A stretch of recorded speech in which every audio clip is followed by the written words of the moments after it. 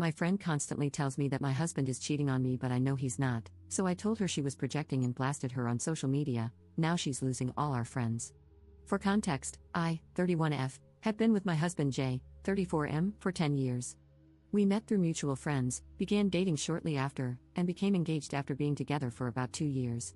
We aren't legally married yet, as we both agreed we wanted an all-out wedding and to travel for our honeymoon, but that is expensive AF, and we wanted to prioritize spending our money on things like our house, our vehicles, medical expenses, and so on. We bought each other matching rings that we wear as if we are married, refer to each other as husband and wife, and present ourselves as married socially. We just haven't actually had a wedding. Our families understand this, and since we are both children of divorce, our parents were fine with us not wanting to get married, since their opinion of marriage was somewhat skewed, to put it politely. Most of our friends also don't comment on our lack of being officially married, as they either don't care, agree with our logic that there are more important things to spend money on, or are the sort of people who think the point of a legal marriage isn't as necessary as it has been in the past. Then there's Trisha, 28F. I met Trisha through an old job, and we got along really well. We enjoyed the same music, food, and had similar opinions on things like movies, books, and clothes. Trisha is a lovely person, and I genuinely enjoy her friendship, but she occasionally goes through these odd phases where she analyzes the behavior of the men in our social circle. She will present her theories to us ladies based on things like social media posts, odd behavior she says she noticed during group barbecues or beach trips, and so on. While I have no problem calling out potential crappy behavior in a friend, the things she deems suspicious don't really hold water in my opinion. For example, she's never quite let go of considering one of our male friends to be in the closet, and her evidence is that he's a bit of a perpetual bachelor. According to him, his bachelor status is because he's holding out for a girl who doesn't mind his transient lifestyle as a man who has to travel a lot for work, and would want to join him rather than wait around at home. But according to Trisha, he must be having countless encounters with other males across the country and refuses to tell us, even though many of our friends in our friend group are not straight, and are open about their orientation, and even bring their partners to social events. Then there's my sweet Jay. Jay has never been a very physically affectionate person, and he is likely on the spectrum but isn't interested in having a formal diagnosis. He took the Radxar about 4 years ago when he was seeking treatment for chronic migraines, and the results strongly suggested that he may be on the spectrum. Once he got those results back, he sort of got over the idea of wanting answers for some of his mental health questions, preferring to just go to therapy and work on finding a good treatment for his migraines. According to him, the Radxar was good enough to solve the mystery and provided some closure for him. I didn't press the issue, as the idea of getting on his case about a diagnosis he didn't feel he needed seemed unnecessarily harsh to me. On top of that, Jay loves fishing. When you put these two facts together, hopefully a picture gets painted for you, but I'll clarify anyway.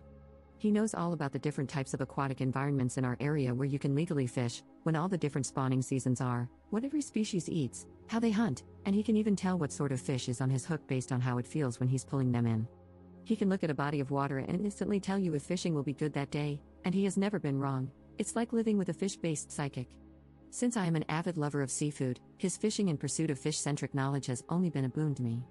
I can express interest in wanting a fish dinner on Monday morning, and that night, he will bring home and cook up enough fish for us to eat like royalty. He's even excited to catch fish to make into fertilizer for my new rose bushes, since he feels confident he will be able to pull up the perfect food for my new roses. The suspicious activity, according to Trisha, is that he often goes on spur-of-the-moment fishing trips by himself, and can sometimes be gone for hours. He will randomly stand up, say something like, "All right, 'tis fishin' time," and give me a kiss before he hits the road. While I would ordinarily agree that something like that could be suspicious, I know factually that Jay isn't cheating, as he always sends me countless pictures and videos while he's on these trips, as well as calling me on the phone when he's particularly excited about a good catch, how he's trying to get uniquely sneaky fish, a cool bird he saw, things like that. Even if he's gone for 10 hours, my phone will be blowing up for all 10 of those hours with pictures of his sunshine smile next to a fish, or videos of him cheering as he shows me what he's caught on that trip. I adore these pictures, videos, and phone calls since they make my heart so full with how much joy he feels and how at peace he is on the water. I would join him more often, but I usually stay home since it wouldn't be fair to our dogs if both of us left for undefined amounts of time on a whim. Instead, I find my peace in watching through his eyes, and when he comes home, I'm always happy to get the play-by-play of how the trip went while Jay prepares the fish for us to eat. We even have a game now where he quizzes me on what types of fish he caught, and if I win, I get a big hug. None of this is good enough for Trisha. For years now, she has had her suspicions about Jay, but I've always brushed them off as I'm secure in my relationship and trust Jay implicitly. When Trisha first brought her theory to me, I brought it up to Jay, who was genuinely hurt and asked if I shared in her suspicions and wanted him to go fishing less. I told him no, but that I felt he deserved to know what Trisha was telling people about him. He understood and was willing to let sleeping dogs lie. Over the years, as Jay and I kept on keeping on, unmarried and in fishy bliss, Trisha became more and more adamant that not only was Jay cheating, but that the reason we weren't married is that he convinced me to wait for an expensive wedding and he would rather continue cheating during fake fishing trips. Her proof was his random trips, the fact that he doesn't physically touch me a lot when we are in public, and how he never lets me go with him. Countless times, I have shown her the giant folder of fishing pictures and videos on my phone, call logs showing how often we're in communication, and told her that I didn't need to have him grabbing onto me or dangling off of me in public to feel secure with him. I brought up our responsibilities as dog owners to not leave them alone for hours on a whim without the ability to relieve themselves outside. I've even told her multiple times over the years that she's more than welcome to ask Jay if she could tag along on a trip and see for herself how committed he is to fishing, but she always refuses. Again, since Jay has been fine with ignoring the drama, I let it slide, up until about a week ago. Jay was talking about going on a day-long fishing trip with two of our friends, Vince and Maria, who are married, as they had expressed interest in going and saw the trip as a sort of blend between a staycation and a chartered boat trip.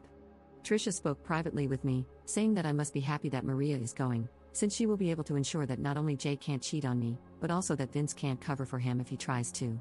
I'd finally had enough, as now she was dragging poor Vince into this and slandering his character, when all Vince had done is agree to a day trip with an old friend.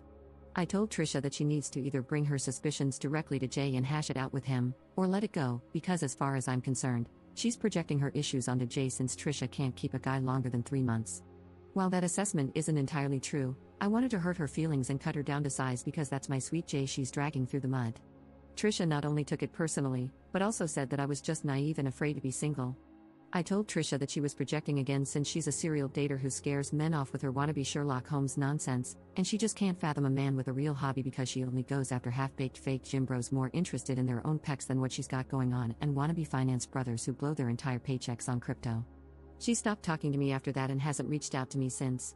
Granted, I haven't reached out to her either, but I'm mad at her because she was rude. Our friend group doesn't really give this entire situation much weight, saying stuff like, "That's just how she is," or, "What did you expect?" or, "We know Jay isn't cheating, but he's an exception to the rule, and maybe Trisha just doesn't see that." While I was willing to stand my ground at first and not budge on the issue, now I'm wondering if maybe I was too harsh and should apologize for being petty just because I wanted to knock her down a peg and get her to give up on her theories. Update 1. I wanted to give a small update now before I bring the axe down tonight. This will be shorter, as Jay and I will be going fishing together this afternoon after lunch. I showed Jay the original thread, and we had a heart-to-heart that lasted until the wee hours of the morning. Firstly, he wanted me to express his appreciation for all of you, as well as shout out to his fellow fishing enthusiasts.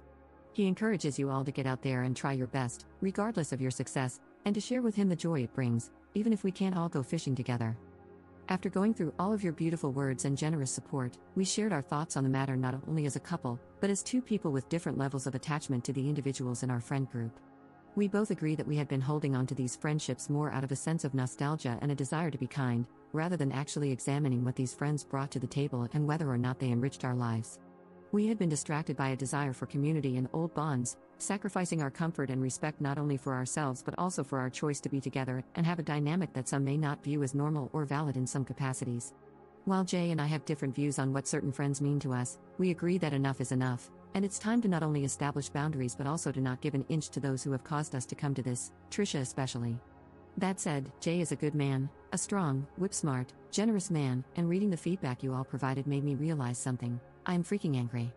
I allowed a venomous waste of air around my sweet Jay. She slandered him, belittled me, devalued what we have, and I allowed it, like some sort of coward. It's going to end now, and I'm ending it my way.